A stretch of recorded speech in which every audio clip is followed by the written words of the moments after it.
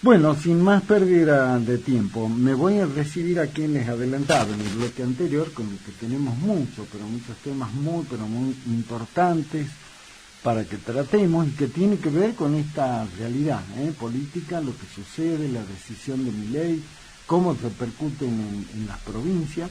Y para eso lo hemos convocado a quien es actualmente asesor jurídico del gobernador de la provincia de Salta, del doctor Gustavo Sáenz, pero que tiene una muy importante trayectoria dentro de lo que es el ámbito judicial local y nacional. Conocido por todos, por supuesto, también incursionando en la política. Con mucho gusto lo recibimos entonces al doctor Abel Cornejo. Mi querido doctor, ¿cómo le va? ¿Cómo anda? ¿Cómo andamos, Daniel? Gusto. Bueno, gracias Abel, gracias por tu tiempo como siempre, sabe que es mutuo, sabe que también es un gusto. Y más que nada en este momento, que como decimos siempre, apelamos a los que saben, a quienes conocen de qué se trata, para que trate y le lleves a la audiencia de 7PM, bueno, ¿cómo estamos? ¿Cómo estás analizando este escenario? Y lo más importante, ¿qué va a hacer la provincia frente a esta decisión que yo le contaba a la audiencia, la acaba de ratificar Milei? No le va a enviar los recursos para lo que es el incentivo docente, ni los otros recursos que se enviaban, porque está con esta idea de decir los gobernadores despilfarran, tenemos que ir al déficit cero. Bueno, ¿qué hacemos ante esta actitud de el presidente y lo que acaba de reiterar el gobernador? Los caminos son el diálogo, pero parece que a Milei dialogar no le interesa. ¿Ver? Bueno, la verdad que yo no salgo de mi asombro con algunas cosas que suceden, ¿no? Porque, en la situación en que estamos, justamente es uno de los momentos donde hay que aplicar ese apotegma que la realidad es superior a la idea, ¿no? Uh-huh. A los dogmas, a todos esos preconceptos que existen. Pero acá hay hechos muy puntuales que son preocupantes, que hay que analizarlos en forma particularizada, me parece. Uh-huh. Primero, que es inédito en la historia constitucional argentina este denuesto generalizado hacia los 24 gobernadores sin excepción. Uh-huh. Hay algunos que dicen que son más cercanos, pero los insultos y la descalificación va para todos. Uh-huh. El tema no es personal respecto a los gobernadores, que por supuesto merecen todo el respeto porque son actitudes fascistas, ¿no? El insulto, no hay nada más fascista que el insulto. Entonces, desde ese punto de vista, más allá de la figura personal, de la personalidad de cada gobernador en sí, aquí hay una cuestión institucional muy grave porque las provincias son preexistentes a la nación, Daniel. Claro. Nosotros no somos una confederación de estados autónomos. A veces lamento que no sea así, pero sí somos un estado federal y la nación argentina, dice la Constitución, eligió como sistema de gobierno la forma representativa, republicana y federal. Entonces, elegir como blanco móvil a los gobernadores de la provincia no es un error. A mí me parece una actitud de gravedad institucional antirrepublicana en primer lugar. Otra cuestión respecto de eso, no es que los gobernadores apelen al diálogo o propicien el diálogo por una situación de debilidad, sino que hay otro error conceptual que, reitero, somos un Estado federal, entonces el presidente no es el presidente de un país unitario como puede ser Chile, por ejemplo. Claro, es otro Estado, otro estatus. Otro sistema. Entonces, ¿por qué? Porque en Chile el presidente es el que designa a los principales cargos ejecutivos, claro, de todo el país, sí. Lo cual, pongo Chile como un ejemplo, no tampoco en forma pueril, digamos, ¿no?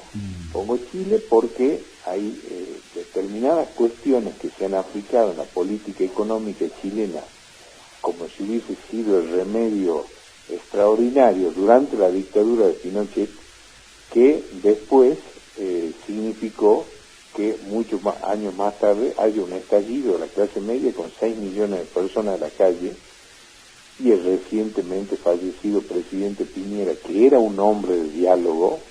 Yo podría no coincidir con algunas cosas con Piñera, pero nadie puede negar, no porque se haya muerto, lo ha dicho el propio presidente actual de Chile, que es del Partido Comunista. Y bueno, el presidente de Chile ha ponderado en la despedida de Sebastián Piñera su vocación de diálogo ante la situación crítica que llevó a la reforma constitucional de Chile, que todavía no puede salir. ¿Por qué pongo el ejemplo de Chile? Porque Chile soportó un ajuste brutal durante la dictadura de Pinochet, que parece casi juego de niño al lado que estamos soportando nosotros, pero desde una dictadura, no desde un gobierno democrático.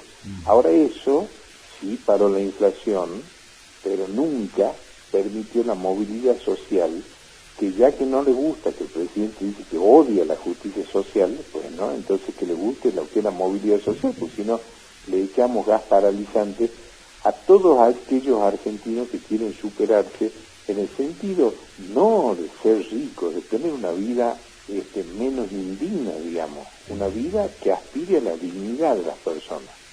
Y esto tiene que ver con otras decisiones también, como es, por ejemplo, estar por encima de la ley. También otra actitud típicamente antirrepublicana.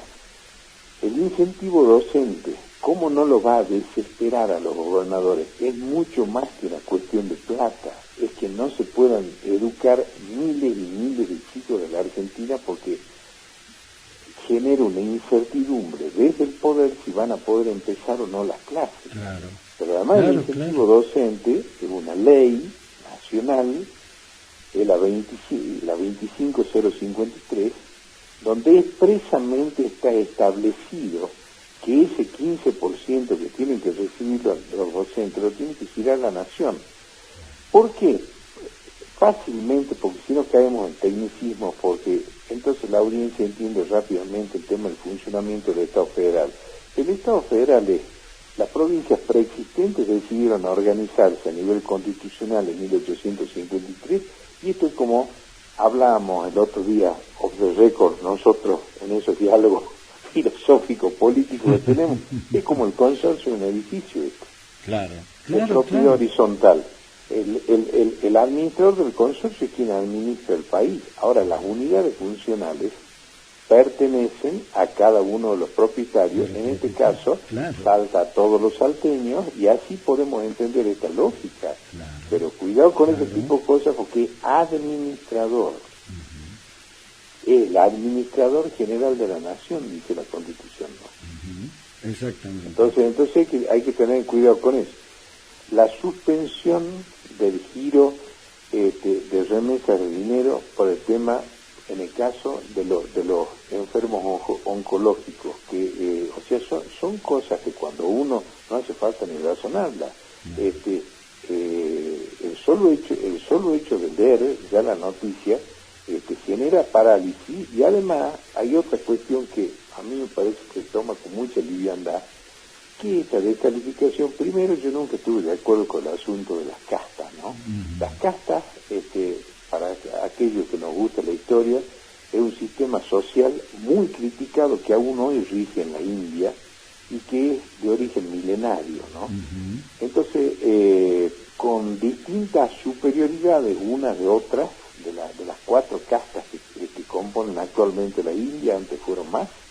Entonces, esas castas, ¿qué es lo que caracteriza a la casta sociológicamente? Que no se puede pasar de una a la otra. Es decir, son contrarias a la movilidad social. Pues si quiere estigmatizar con el tema de las castas, ¿qué querrá significar eso? Que entonces el pueblo argentino es un paria. ¿Qué son los parias? Son descastados, es decir, no pertenecen a ninguna casta. Entonces hablamos del punto de vista ético, calificando. Hoy vi que hay una presentación de algunos diputados nacionales de la Unión Cívica Radical que se autodenuncian ante un juzgado federal pidiendo que investiguen si ellos son coineros, lo cual aniquila el sentido republicano institucional, ese tipo de cosas, ¿no? Y por otro lado, siguiendo en ese mismo razonamiento, con este esquema de los insultos, de descalificación a los gobernadores, repito, la diferencia con los países unitarios, que los designa el presidente, los eligió el pueblo de cada provincia, tienen legitimidad plena de origen, como la tiene el presidente también. Ahora, imaginemos lo que sería si los 24 gobernadores dijesen del Poder Ejecutivo Nacional las cosas que el Poder Ejecutivo Nacional dice de ellos. No se construye un país en base a esa discordia, a esa agresividad. Y además parecería ser que hay todo un sector que ya no es una cuestión electoral, sino quienes están en ejercicio legítimo de su mando no pueden opinar o tienen que sumarse como si fuese saludo 1, saludo 2, a una indicación previa que yo creo que no hay ningún argentino que esté en contra de que hay que frenar la inflación, claro, que es un cáncer que corroe al país cada 10 o 15 años, tenemos esos episodios. Hay que reformar el Estado y ahí ya tenemos la primera cuestión a discutir, porque el Estado somos todos, ¿no? Somos todos el Estado. Ahora, ¿qué hay que hacer con el Estado? ¿Desguazarlo, rifarlo y liquidarlo o administrarlo bien? Porque, por ejemplo, si tomamos los países escandinavos son en su integralidad estatistas y tienen la mejor educación del mundo, tienen la tasa de criminalidad más baja del mundo, pero ¿quién gobierna eso? El Estado. Entonces, cuando se trató, por ejemplo, el tema de la ley ómnibus, hoy estoy medio, no disperso, sino voy tocando temas para ir ganando tiempo y después no olvidarme sobre todo. Por ejemplo, cosas que son de todos, los clubes de fútbol, ¿por qué los queremos privatizar? O sea, la idea es regalar a todos. Y termino con una idea, Daniel, cuando somos tan livianos para descalificar a otros. Yo siempre a lo largo de toda mi vida, y a vos te consta, soy anti-insulto, anti-descalificación. Yo estoy a favor de confrontar ideas, de debatir ideas y de debatir programas de gobierno, que es lo que hace falta. Ahora, el ministro de Economía de la Nación, que por ejemplo, nunca le explicó al pueblo argentino, porque la Argentina en ese momento no teníamos deuda externa porque se había saneado la deuda externa y nos endeudamos en 40.000 millones de dólares. Primero, supongamos que para un gran sector del país eso era conveniente. Entonces eso puede ser opinable o no. Yo no estaba de acuerdo, para otros podía ser opinable. Pero ahora, que también ataca a los gobernadores, no nos olvidemos que se le pidió la renuncia a un ministro porque supuestamente filtró de decir que si los gobernadores no aprobaban o instruían a sus diputados, también como si fuesen autómatas los diputados, a votar a favor de la ley ómnibus, iban a pagar la consecuencia con un ajuste mucho mayor, que efectivamente cumplieron su palabra porque ahora se está cumpliendo. Lo que nos olvidamos es que el ministro de Economía, y el presidente del Banco Central, hasta 24 horas antes de asumir, nunca se supo que se disolvió esa sociedad, eran dueños de una financiera que se llama Anker. Con lo cual, desde el punto de vista de la ley de ética pública, hay una incompatibilidad absoluta para el ejercicio del cargo.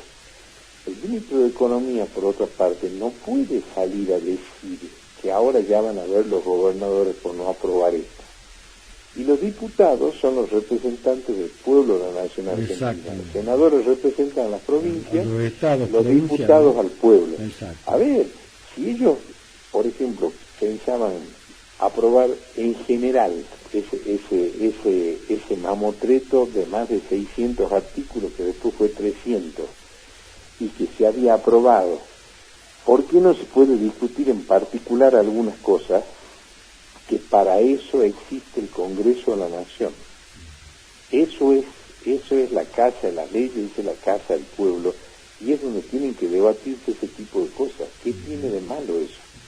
Ahora, si es que estaba a la orden de que eso era, algunos dicen que una estrategia política, porque era la forma forma de estigmatizar a los gobernadores y tenerlos sometiéndolos con látigo y billetera, por una parte, o descalificar a todo aquel que piensa distinto, como pasado por quienes han votado ni siquiera en contra, parcialmente en contra, cuando recién empezaban a votarse los incisos.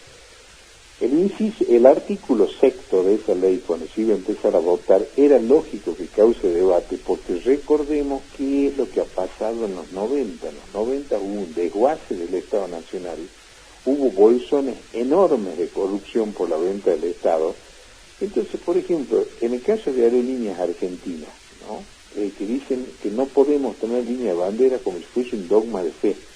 Yo no defiendo Aerolíneas como línea de bandera, yo defiendo Aerolíneas que llega a lugares. El otro día un economista, claro, que se llama Boyano, que dice que él le pegaría con un bazooka a todos aquellos que propician diálogo por trata de cuestiones económicas, es un intolerante absoluto. Bueno, este señor dice que no tenga plata para viajar en avión, que viaje en otro medio de comunicación. ¿Por qué hay que decir ese tipo de cosas? Lo que yo veo es que cada vez más queremos naturalizar que el 80 o el 90% de la población tiene que vivir sin posibilidades de crecimiento económico ya, ninguno, aunque salgamos de ese escenario. No nos explican qué va a pasar después, porque la inflación se va a frenar como consecuencia de la recesión. No hace falta ser economista para decir eso. ¿Cuál es el plan posterior de crecimiento del país? Y reitero, la venta a las empresas en la Argentina, tenemos empresas públicas de hace más de 100 años, como el caso de Tandanor, por ejemplo. Tandanor es una empresa que el Estado no gasta un peso en Tandanor. ¿Qué vamos a hacer con Tandanor? Venderla y generar más desocupación con índices que alcanzan casi el 50% de pobreza. Y reitero una última cosa para no extenderme más. A fines del año pasado yo escribí un artículo que llamaba La Hora del Congreso y otro que llama Ahora la Unidad Nacional. El primer postulado del preámbulo de la Constitución es constituir la Unión Nacional. Y la Unión Nacional es la unión en la diferencia, en pensar distinto. El que gana gobierna, el que pierde apoya, pero parece que en el siglo XXI tendríamos que decir también que el que gana respeta y el que pierde no es que colabora, el que pierde va a tratar de defender lo que son los intereses superiores de cada una de las provincias. Las provincias, por eso yo siempre reivindico el desarrollismo que había pensado también Arturo Frondizi. En los lugares donde el capital y la iniciativa privada pueden competir y pueden prosperar, por supuesto que hay que apoyar, pero en los lugares donde el Estado tiene que intervenir para evitar la emergencia social, por supuesto que tiene que intervenir el Estado. Y es muy difícil conciliar a veces las dos cosas, y sí es difícil, claro, pero no se va a conciliar a través de insultos, de descalificaciones a 60 días de gobierno, sino llamando a una unión nacional y explicando algunas cosas que quieren hacer, ¿no? Esto lo está diciendo gente incluso que ha pertenecido al riñón de la Libertad Avanza, como Carlos Rodríguez, que pegó un portazo y se mandó a mudar. Carlos Rodríguez nadie puede decir que es un hombre de izquierda. Así ha tenido un rol absolutamente protagónico cuando Domingo Cavallo fue ministro de Menem, y fue uno de los principales asesores de Milei, hasta después incluso que ganó la presidencia. Bueno, entonces, son las cosas, yo creo que hay que reflexionar. Exacto. Ahora, doctor Cornejo, Abel, armó varios, particularmente lo específico, dos gobernadores, el de Río Negro, el de Neuquén, ya decidieron, vamos a ir a la justicia para reclamar por esta posición de Milei que dice no les mando los recursos, y esperan que otros gobernadores también se sumen a esa decisión de ir a la justicia para reclamar por esta decisión de Milei de no enviarle los fondos. Vos sos el asesor jurídico del gobernador Gustavo Sáenz. ¿Qué es lo que hablaron con el gober sobre ese tema, Abel? Bueno, el gobernador yo lo vi muy firme en su juicio. O sea, nadie podrá negar a Gustavo Sáenz que es una persona absolutamente inquieta en la gestión. Es una persona que desde que asumió como gobernador hasta la fecha, me consta todas las gestiones y todo lo que ha tratado de hacer para que Salta esté mejor, de manera tal que, más conociéndolo como lo conozco, una situación de esta naturaleza lo único que hace es mortificarlo, como es lógico. ¿Por qué? Porque es una persona que es profundamente humana, más allá de ser el gobernador de Salta. Entonces, bueno, él obviamente es una persona de diálogo, es una persona que perfectamente se lo puede convocar para apoyar, aún que pudiese estar en desacuerdo en algunas cosas, y hay que aceptar los desacuerdos de los gobernadores. Vos imaginate ser gobernador de una provincia como Salta. No pongamos otra provincia como Salta, no, claro, que te digan, ya no hablemos de todas estas cuestiones que estamos hablando, sino que vos te enteres que de la noche a la mañana te digan que suspendió la obra pública. Entonces, en un país que ya viene complicado con el tema de infraestructura, que aparte la obra pública no solamente un dinamizador económico, sino es una de las formas de inclusión social, porque genera muchísima fuente de trabajo. Bueno, suspendida la obra pública, ¿hasta dónde llega la dimensión que para que vos llegues al déficit cero en tiempo récord, como ha dicho el otro día Juan Carlos de Pablo, a sus 80 jóvenes años? Está bien, hay que pasar el apocalipsis, pero ojalá que estemos vivos después de pasar el apocalipsis. Claro, ¿no? es el tema, pues. Y bueno, en cuanto a lo que vos me preguntas concretamente, por eso sí que no rehuyo a las preguntas, yo confío mucho en el olfato político y en el instinto del gobernador. Él está en permanente contacto con todos sus colegas, tiene una óptima relación, me consta eso que aquí está hablando permanentemente. No es que es el gobernador preocupado. Jorge Macri, aunque su primo vaya a hacer una alianza, también va a estar preocupado. Obvio. En la ciudad de Buenos Aires, ¿no? Y el AMBA, vemos que es el gran tema que tenemos. Después no saben por qué vienen ese tipo de reproches hacia Buenos Aires, a pesar, reitero, que la ciudad de Buenos Aires y el AMBA tienen un tratamiento absolutamente diferente claro, del interior del país, pero te quedan todos los 23 gobernadores restantes. Bueno, los 23 gobernadores restantes, sin duda, algunos irán viendo cuáles son los métodos más eficientes para hacer cumplir o poder cumplir satisfactoriamente su mandato. Entonces, la posibilidad jurídica de ir a la Corte Suprema es una posibilidad que está abierta. La decisión final de esa, por supuesto, la tiene que tomar el gobernador de acuerdo a lo que él estime conveniente en su momento. Exacto. Pero que hay gobernadores que van a ir a la Corte Suprema, como ya lo estamos viendo, es lógico que hay aquí. Exacto. Y la Corte tiene competencia originaria en ese sentido. Ahora, es increíble que vos traslades problemas que con una conversación o con diálogo político tiene que resolver la política tiene que resolver determinados problemas, no la justicia. Bueno, ahí está el tema de lo que decimos de Milei, que es un tipo como si fuera, yo lo calificaba el otro día como un chico caprichoso, diciendo que... Es como esos chicos que te invitan al cumpleaños y lleva las pelotas, parece que claro, yo decía, los dos equipos sin jugar, ¿no? Llevaba la pelota al campito y decía, quiero jugar de 9, no, vos jugás al arco, no, me la llevo a la pelota y se iba. Ahora, es una cosa increíble este tema, porque yo decía en mi columna del fin de semana, bueno, que vos también la leía y la comentábamos, se supone que un presidente constitucional, el doctor Cornejo, tiene que tender canales de diálogo, no está para romper, no está para irse al extremo, está para abrir canales de comunicación. Hay algunas cosas, yo entiendo, acá hubo voto castigo, voto bronca, voto indignación, cambio de época, y a los argentinos, sin darnos cuenta, se nos presenta otra oportunidad. La crisis económica no nos tiene que cegar en algunas cosas, ¿no? Más allá de que hay muchísima gente que no la está pasando mal, sino pésimo. Pero ahí está la altura de los dirigentes o la altura de quienes tienen que conducir una nación, como en este caso, que no sea que por llegar al déficit cero o bajar abruptamente la inflación, empecemos a sacrificar valores que son supremos en este país. Le costó muchísimo afianzar el sistema democrático. No podemos festejar 40 años de democracia insultando, ignorando ya no los deseos de los gobernadores, sino lo que son las necesidades propias de cada una de las provincias argentinas.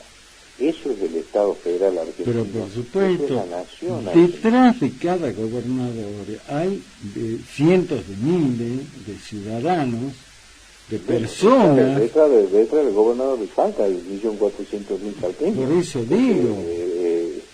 Y hay cosas que aún, si se quiere, el eficientismo, ¿no? Ya cuando tocamos medicamentos, que también lo conversamos. Sí, ese otro tema. Cuando tocamos no alimentación, sino posibilidad de supervivencia, inicio de clase, y ahí tampoco hay que jugar con el humor social ni tirar tanto la cuerda, aún respetando la voluntad mayoritaria del electorado argentino, pero tampoco puede ser posible. Yo veo hay algunos canales de televisión que yo no sé qué le pasa, algunos comunicadores también, ¿no?, de los canales de la capital, que cuando se anuncian este tipo de medidas se ríen. Y yo creo que el tono, cuando hay un ajuste de esta naturaleza, que se sabe que hay gente que se va a quedar sin trabajo, gente que no va a tener para comer, gente que no va a tener para medicamentos, es justamente lo que ayuda es apelar al bien común, a la solidaridad, a la construcción colectiva, y yo voy a nombrar ahora palabra maldita, a la justicia social. La justicia social no ha sido un invento del movimiento nacional justicialista, porque es otra cosa que yo escucho que me hace mucha gracia. Cuando se ha fundado el peronismo en la Argentina el 17 de octubre del 45, el concepto de justicia social que se acuñó en Italia a mediados del siglo XIX ya llevaba 100 años. La justicia social es hija de la revolución industrial. ¿Por qué? Porque ha dignificado los derechos de las personas que trabajan, que en la Argentina hay que trabajar más, hay que esforzarse, hay que generar fuentes de trabajo, todo eso no cabe ninguna duda de todo eso. Exacto. Ahora, tampoco se puede decir, fíjate una foto, ¿no?, de lo que ha pasado el otro día. Italia tiene una primera ministra que es Giorgia Meloni, que pertenece a un partido que es neofascista. No hago juicio de valor. No, es un dato de la realidad, como extrema derecha, avalada por el voto de los italianos. Ahora, ese partido al que pertenece Giorgia Meloni, por sobre todas las cosas, reivindica un Estado fuerte. ¿Por qué? Porque todos estos partidos extremos que han empezado a surgir en Europa, por ejemplo, tienen un fuerte contenido xenófobo, porque vos sabéis que hay cantidad de inmigrantes, que es un problemón dentro de los países de Europa sin resolver, lo que ha generado que surjan este tipo de partidos. Entonces, en un reportaje, el presidente argentino dice que el Estado no debe existir porque el Estado es una organización criminal. Claro, pero lo dijo en Italia. Cuando vos aplicás los dogmas, a lo que yo me refería al inicio de este reportaje, los dogmas, ese es el dogma fundamental del anarcoliberalismo. Y el Estado, para quienes pensamos en el Estado eficiente, el Estado es la única contención que tienen las personas, no solamente los que no tienen nada, no solamente. La educación pública argentina es un modelo en el mundo. En Chile, antes de esta movilización por la economía, Camila Vallejo en una semana movilizó más de 500.000 personas para tener una educación similar a la Argentina. En los Estados Unidos, que ahora lo tenemos casi como un modelo a seguir, cuidado, porque seguramente el presidente se va a enterar cuando vaya a esa conferencia donde van los líderes conservadores de varias partes del mundo. Trump ahora ha como reforzado sus ideas absolutamente proteccionistas de las industrias norteamericanas. ¿Qué es eso sino poner el Estado por atrás de la industria norteamericana? Entonces, ¿eso qué tiene que...? O sea, ahí no creo que Trump piense que el Estado es una organización criminal, por ejemplo, ¿no? No, pero lo reiteró ahora en Italia, con esa cosa, ¿no? En una entrevista a la RAI dijo que para él habría que dinamitar, hacerlo desaparecer al Estado.